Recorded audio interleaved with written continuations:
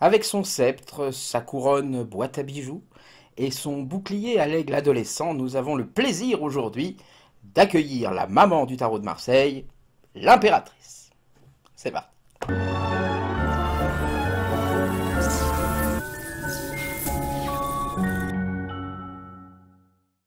Bonjour à toutes, bonjour à tous, bienvenue sur la chaîne Alentelli le mat au soleil. J'espère que vous savez garder la pêche, que tout va bien pour vous. En tout cas, je vous le souhaite. Nous abordons aujourd'hui la troisième lame, le troisième arcane du tarot de Marseille, l'impératrice. Alors quand on regarde l'impératrice, immédiatement on voit chez elle ce côté magnificent, ce côté bien habillé, des beaux bijoux, un sceptre, le pouvoir, un bouclier, la protection d'elle-même ou des autres. On voit immédiatement un personnage de bonne éducation, de bonne famille, qui assume son pouvoir. Et son pouvoir, quel est-il? Dans quel domaine s'exerce-t-il? Eh bien ça, c'est la réponse, nous l'avons dans le nombre qui la caractérise, c'est le nombre 3, que l'on voit dans le cartouche en haut de cette lame. C'est une lame qui suit la papesse, qui elle était intériorisée. La papesse suivait elle-même le battleur, qui lui était prêt à extérioriser. Je vous ai dit dans la vidéo sur la papesse que si le battleur représentait la semence, la papesse représentant la germination, si vous voulez, on voit que la papesse elle a un petit œuf qu'elle couve, la couvaison. L'impératrice, elle explose, elle irradie. Là, elle laisse sortir les énergies, et ce sont des énergies créatrices, parce que le chiffre 3, on voit qu'effectivement, le battleur, c'est un point, c'est un 1, c'est une unité, la papesse, c'est un 2, donc là, on peut relier 2 points pour la première fois, on peut faire un trait. L'impératrice, elle, on voit qu'avec un chiffre 3, on peut former pour la première fois une figure géométrique, qui est la première figure géométrique que l'on peut former, c'est avec 3 points, c'est le triangle. Donc là, il y a une surface intérieure, il y a une vraie figure. Donc, cette impératrice, elle va évidemment nous parler de créativité. Alors créativité, ça ne veut pas forcément dire que artistique, ça peut être la créativité dans plein de domaines. On voit que c'est un personnage qui visiblement est enceinte. Alors ça, il faut assez bien le voir sur la carte de l'impératrice. Ce sont les plis de son ventre. On voit également qu'elle nous indique son sexe avec son sceptre, hein, sa main qui part de son sexe. D'ailleurs, dans le tarot que j'utilise moi, on voit même une petite herbe, une petite feuille verte pour indiquer vraiment que c'est sa vraie nature, ça vient de sa sexualité, mais sa sexualité, elle est maîtrisée. C'est pas une sexualité débordante, folle, sauvage, voilà. Non, c'est une sexualité bien élevée, maîtrisée. On le voit ça notamment en bas de sa robe, où on peut deviner cette forme de serpent que l'on trouve en bas de sa robe, qui apparaît très clairement dans le tarot que j'utilise moi, que vous n'avez peut-être pas dans le vôtre, hein. Je vous rappelle que moi j'utilise un tarot Jorodowski. Mais c'est pas grave s'il n'est pas dans le vôtre, évidemment. J'ai l'impression, je me répète à chaque fois, hein, mais il y a des gens qui regardent une vidéo par-ci par-là, etc. Donc je suis obligé de me répéter à chaque fois. Ne vous inquiétez pas si vous voulez regarder à la suite. Dans le tarot de Marseille, comme je vous le dis régulièrement, il n'y a pas de mots clés à retenir. Il ne faut pas essayer de vous dire créativité, impératrice, parce que dès que vous allez voir l'impératrice, vous allez penser créativité. Et l'impératrice, elle veut dire aussi beaucoup d'autres choses.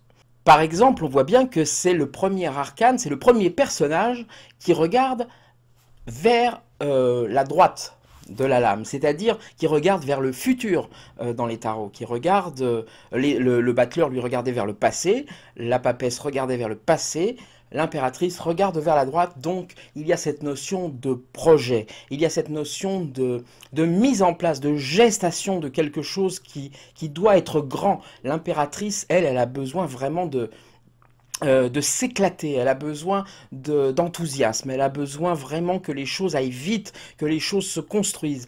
Après, est-ce qu'elle est capable de toujours tout canaliser, d'être satisfaite de son travail, d'être satisfaite du travail des autres, notamment en coopération, de ne pas imposer ses vues, parce qu'elle pense, elle, que les choses c'est comme ça qu'il faut les voir. Et est-ce qu'elle a cette capacité, elle a cette capacité de protection, donc il y a peu de malveillance chez l'impératrice, mais il peut y avoir un peu de suffisance, il peut y avoir un peu d'impression que elle sait où il faut aller, elle sait comment faire les choses, et donc il vaut mieux la suivre. Si vous avez un patron ou une patronne impératrice que vous sentez dans cette énergie-là, ou qui sort comme ça dans un tirage, sachez qu'il faut essayer de contourner un peu les choses avec elle, et de ne pas essayer de lui imposer vos vues. Deux impératrices face à face, ça peut devenir compliqué. Il faut essayer, si vous pouvez lui faire croire que l'idée vient d'elle alors qu'elle vient de vous, et que ça vous pose pas de problème sur le plan de votre ego, vous aurez des bons rapports avec l'impératrice. Si vous, si vous êtes patron et que vous avez un employé impératrice, voilà, il faut lui laisser de la marge de manœuvre, il faut pas la brider, il faut la laisser s'exprimer. Ça se voit notamment par rapport à sa tenue, on voit que autant la papesse était recouverte de rouge et sa tenue bleue ouverte au-dessous, donc on voit que c'est quelqu'un qui, au contraire, a besoin de mettre du feu, de l'énergie, de faire bouillir la marmite, si vous voulez, pour pouvoir sortir un petit peu comme on fait sortir l'éther à l'alambic de l'alcool, l'éther de l'alcool, si vous voulez, ou la part des anges dans un fût de vin, c'est-à-dire la part qui s'évapore comme ça, la part qui est un peu mystérieuse, la substantifique moelle, dirait Rabelais. Vous avez au contraire chez l'impératrice ce besoin, si vous regardez comment elle est habillée, vous voyez que ses extrémités, ses jambes, ses bras sont bleus, donc sont dans des énergies, je vais parler moins vite, sont dans des énergies mentales, et que l'intérieur, le centre de son corps, est dans une énergie rouge, une énergie de feu. Donc c'est quelqu'un qui a besoin justement de canaliser son trop-plein d'énergie qu'elle a au cœur, qu'elle a dans son ventre, dans ses tripes. C'est quelqu'un qui a besoin, avec ce qu'elle fait, avec ses membres, de mettre du raisonnement, de la raison, de la science, un peu de l'intelligence, du mental dans ses actes, qui a besoin de justifier par le mental des actes un peu irréfléchis. Donc c'est quelqu'un qui va se comment dire, se protéger par le mental, qui va raisonner. Donc c'est quelqu'un qui va être un peu difficile d'accès, notamment en amour. C'est quelqu'un qu'il va falloir impressionner, c'est quelqu'un qu'il va falloir séduire, c'est quelqu'un qui aura besoin de vous admirer pour vous aimer. Mais par contre, à partir du moment où vous arrivez à passer ce cap du mental qui est chez l'impératrice un peu comme un bouclier, vous allez là accéder peut-être à quelque chose de plus sauvage, à quelque chose qui peut être un peu plus une énergie de feu, une énergie d'envie de créer qui va être folle et qui peut être un peu autodestructrice pour l'impératrice, parce que quand on arrive à passer ces barrières, c'est plus la raison qui parle. À partir du moment où vous passez sa raison à l'impératrice, vous tombez dans la passion, dans le désir, et là c'est plus tellement rationnel. Donc c'est quelqu'un qui peut aussi se faire du mal en laissant entrer chez elle des personnes qui sont un peu toxiques parce que brillantes. Alors bien sûr, je vous rappelle que personne n'est l'énergie d'une seule âme, hein, bien évidemment. On peut avoir un peu plus de côté impératrice, on peut avoir un peu plus de côté lune, un peu plus de côté diable, hein, mais personne n'est qu'impératrice, diable ou lune, bien évidemment. Le tarot est un tout, on a toutes les énergies du tarot de Marseille en nous, c'est un être, si vous voulez, qui correspond un peu à l'être humain, et on a des côtés plus ou moins développés, des côtés plus ou moins cachés, plus ou moins hermétiquement planqués, si vous voulez, mais on traverse toutes les énergies, vous, moi, tout le monde. Autrement, quand on regarde cette lame, si on l'observe comme ça simplement, on peut voir des détails, on peut voir des choses. On voit qu'il y a sur le bord de son fauteuil, on voit ce petit bénitier qui apparaît très très souvent dans beaucoup de tarots, pas forcément dans tous, mais ou un peu plus stylisé si vous voulez, ce petit bénitier, cette petite, comment on appelle ça, une pile baptismale, voilà, je crois que ça s'appelle comme ça, avec ce bénitier dessus. Donc on voit que c'est un personnage. Qu'est-ce que ça peut vouloir dire? Qu'il y a un bénitier et puis quelque chose pour baptiser? Mais c'est que cette impératrice, elle est prête à baptiser qui vient la voir. Elle est prête elle-même à être baptisée également. Donc ça veut dire que c'est quelqu'un qui est susceptible d'aller vers des nouvelles foi, quelqu'un qui est capable de vouloir faire partager sa foi à des personnes qui arrivent à elle. Donc c'est quelqu'un qui est toujours prêt un petit peu à changer, à évoluer, qui est prêt à croire à des nouvelles théories, qui est prête à se passionner, ou qui est prête elle-même à faire en sorte que les autres se passionnent. Moins que le pape qui va vraiment lui donner des enseignements qui sont un peu dogmatiques, elle, ça peut être partir un peu à droite à gauche, ça peut partir un peu dans tous les sens. Je vous rappelle que je dis elle parce que c'est l'impératrice, que les hommes peuvent être tout à fait impératrices, que les femmes peuvent être tout à fait empereurs, etc. Puisqu'on est un peu tout, je dis elle parce que ce personnage est au féminin. Il se trouve que si vous regardez bien, c'est le seul arcane du tarot de Marseille qui a une pomme d'Adam, que vous pouvez discerner sur quasiment la totalité des tarots. Donc ça parle aussi de sa masculinité à cette impératrice qui ressemble un petit peu étrangement au chariot que vous pouvez voir un peu plus loin. Il y a quand même des liens entre cette impératrice et ce chariot, ne serait-ce que par leur physique. Il y a toujours un côté un petit peu androgyne dans le tarot de Marseille, hein. Il ne faut jamais y voir qu'une masculinité ou qu'une féminité. Il est vrai que dans l'imagerie, comme ça, dans ce qu'on a tendance à dire, la féminité c'est la réceptivité, c'est l'émotion, etc. Et la masculinité c'est l'énergie, l'action. Bon, on sort un peu de ces schémas-là dans l'époque dans laquelle on est, et c'est pas plus mal. Mais voilà, dans le tarot, évidemment, là, on parle de plusieurs siècles en arrière, ces choses-là étaient quand même très bien ancrées. Qu'est-ce qu'on peut voir d'autre? On voit son blason, on voit cette espèce ce bouclier même, pourquoi espèce? Ce bouclier, et vous voyez que son aigle qui se trouve sur ce bouclier a une aile qui n'est pas terminée. On voit qu'il est en formation. Beaucoup disent que l'aigle de l'impératrice est un mâle, et que l'aigle terminé, là, de l'empereur, la lame qui va suivre, la lame 4, lui, est une belle femelle. D'ailleurs, beaucoup, et on dit ça pourquoi? Parce que dans beaucoup de tarots anciens, dans quelques tarots anciens plutôt, il y a un œuf qui apparaît sous l'aigle de l'empereur. Donc, il y a ce côté mère d'un petit garçon et père d'une grande maman, d'une grande fille. Donc, on voit bien que quelque part l'empereur, on peut dire évidemment que c'est le mari de l'impératrice, mais ça peut être aussi son père. Il y a quelque chose de la jeune fille, si vous voulez, dans l'impératrice. Il y a quelque chose de juvénile dans son apparence et dans les signes qui se présentent. On voit effectivement que sa couronne ressemble à une boîte à bijoux, vraiment richement ornée. On a l'impression qu'on peut l'ouvrir et que dedans il y a des pierres précieuses, il y a des choses. Ça veut dire qu'il y a de l'énergie, ça veut dire qu'il y a beaucoup de créativité, il y a beaucoup d'instruments pour pouvoir agir. Donc voilà, c'est un personnage voilà, qui a de la fantaisie, qui aime la création, qui aime aller de l'avant. On voit que c'est quelqu'un qui va mettre des projets en place, mais qui peut avoir des difficultés à reconnaître ses erreurs parfois, surtout en groupe. Si vous êtes dans un groupe de travail avec une impératrice, ça peut être des fois un peu difficile à gérer parce que c'est quelqu'un qui va essayer de driver le groupe, si vous voulez, et qui peut se tromper aussi, hein. Alors on voit que si vous regardez le sol qui entoure l'impératrice, on voit qu'il y a beaucoup de choses un petit peu mathématiques, que c'est très arithmétique, il y a des traits très droits, il y a des formes comme ça géométriques, ce qui montre que c'est quelqu'un qui est capable de faire des plans, que c'est quelqu'un qui est capable vraiment d'imaginer des choses. Est-ce que c'est bien imaginé ou est-ce que c'est mal imaginé? La lame ne va pas y répondre. On est bien d'accord que dans le tarot de Marseille, en divination, c'est une lame qui va parler avec les lames qui l'entourent et pas la lame seule. En développement personnel, vous pouvez étudier qu'une lame. En spiritualité, comme ça, vous concentrez sur une lame, dormir avec. Je vous rappelle que pour les apprendre, les lames, il faut les connaître. Donc, il est pas mal d'y penser beaucoup. Vous prenez une lame par jour. Je me répète, hein, mais comme des gens regardent que je me répète qu'une vidéo par-ci par-là, je me répète de temps en temps, comme ça, vous avez plus de chances de tomber dessus. Son dossier qui ressemble à des belles ailes d'ange ne sont pas des ailes d'ange, hein, ce n'est pas un ange, l'impératrice.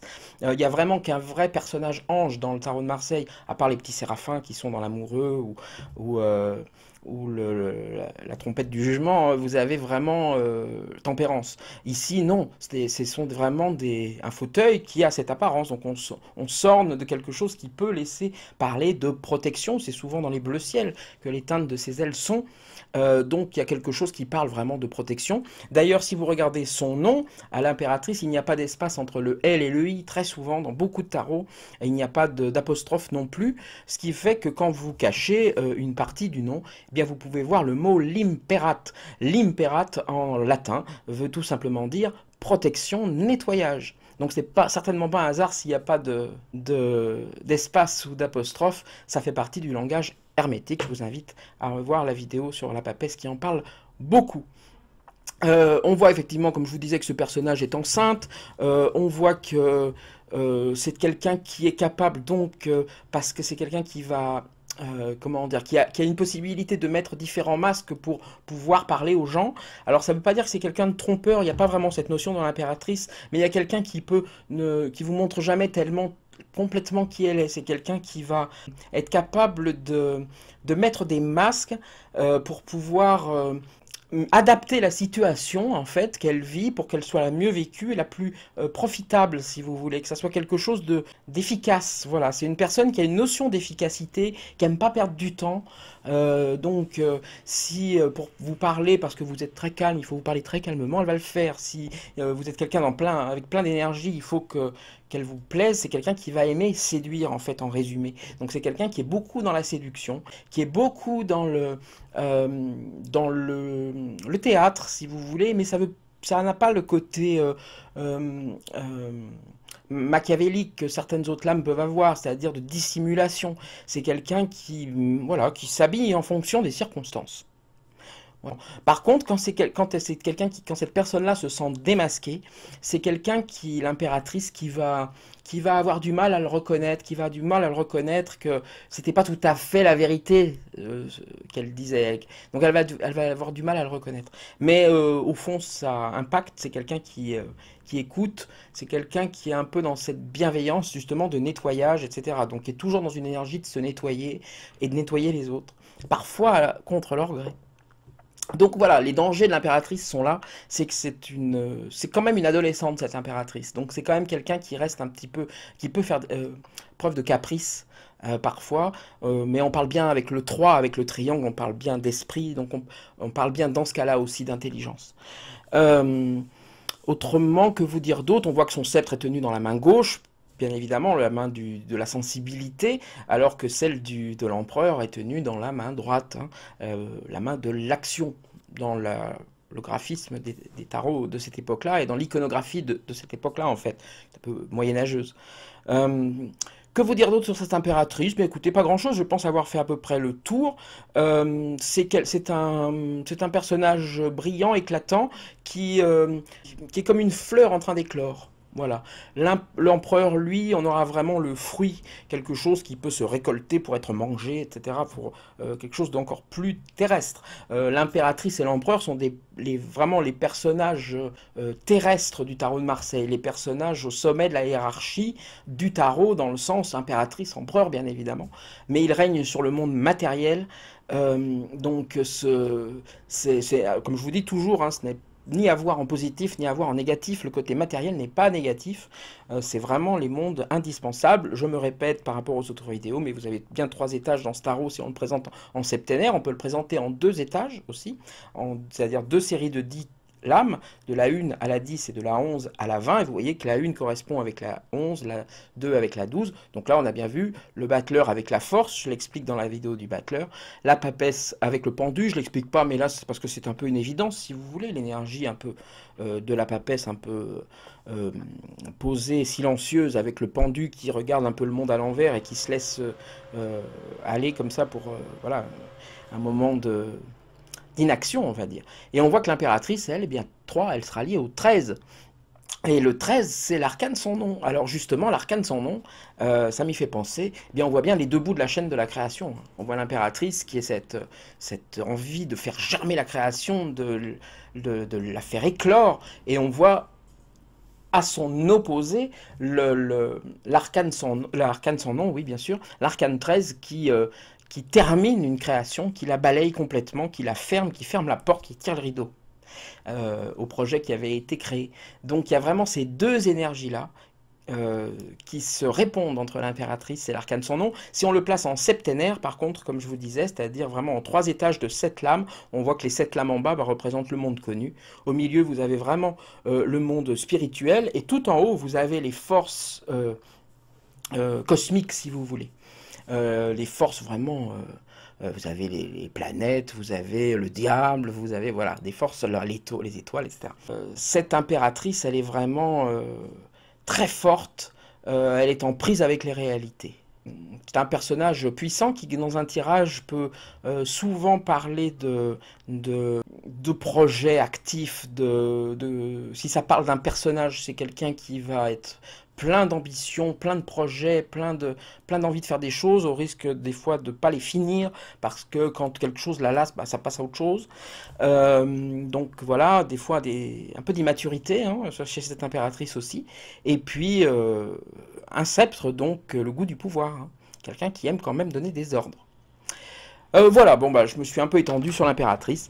Je voulais également faire un gros big up à Sophie, qui m'a cité sur sa chaîne YouTube hier. Nous avons créé une chaîne à peu près en même temps, elle a créé une dizaine de jours avant moi, et ça m'a donné envie de m'y mettre aussi, j'y pensais depuis longtemps, et voilà, elle fait partie des gens qui m'ont motivé à créer cette chaîne, donc je l'embrasse. Elle a elle-même créé une chaîne YouTube qui s'appelle L'Impératrice et l'Empereur. Vous pourrez retrouver le lien pour pouvoir vous connecter et aller voir son travail dans la barre de description en bas. C'est une chaîne où elle utilise justement le tarot de Marseille par les lames de l'impératrice et de l'empereur pour mettre en forme une idée qu'elle a eue, un projet qu'elle a eu sur l'abandon et le rejet, sur comment on se comporte dans la vie si l'on est plutôt dans une faille un petit peu d'abandon ou une faille de rejet. Elle le détaille bien, elle utilise justement l'impératrice et l'empereur pour expliquer ces deux pôles qu'il y a souvent chez les gens, avec plus d'empereurs chez certains et plus d'impératrices chez d'autres. J'ai trouvé ça très bien vu et ce qu'elle fait est très intéressant et bien fait.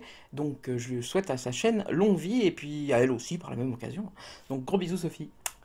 Voilà, il en est maintenant terminé de cette vidéo sur l'impératrice. Elle-même en est une jolie, à mon avis, Sophie, une impératrice. Et je vous souhaite une belle journée, une belle soirée, tout dépend de l'heure à laquelle vous regardez cette vidéo. Et je vous dis à très bientôt. N'hésitez pas à mettre des commentaires, n'hésitez pas à mettre un petit pouce bleu, à vous abonner si cette chaîne vous intéresse, à la partager si, ça vous intéresse, parce que voilà, quelques abonnés de plus, ça fait toujours plaisir. Et puis des commentaires surtout avec des idées, ce que vous pensez de la vidéo. N'hésitez pas à vous lâcher, je réponds aux commentaires tout le temps. Je vous dis salut, salut.